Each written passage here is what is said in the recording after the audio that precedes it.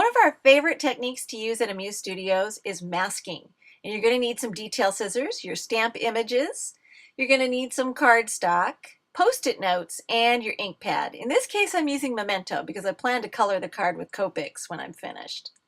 So the first thing we want to do is stamp whatever's going to take a front and center stage on the card first. And in this case, it's the hedgehog. So she gets stamped first.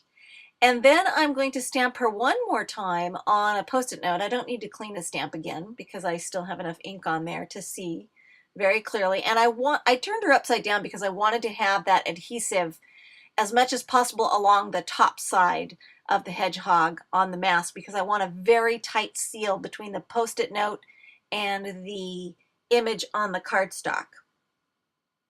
The other thing I'm going to do as I start to trim out the mask is I'm going to trim just inside those image lines, and I'm going to actually shift and move the paper in my left hand as opposed to the scissors. And this helps me get a much better, cleaner detail cut. I have much greater control as I'm trimming things out. So just always move the paper and keep your scissors relatively still.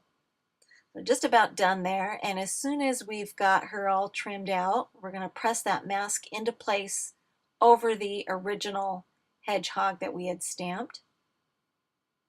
And you're going to see that why we trimmed so closely inside the image lines is so that there isn't an overhang of paper or mask beyond the original image, because if we did have an overhang of of masking paper, then we'd end up with an effect we call halo.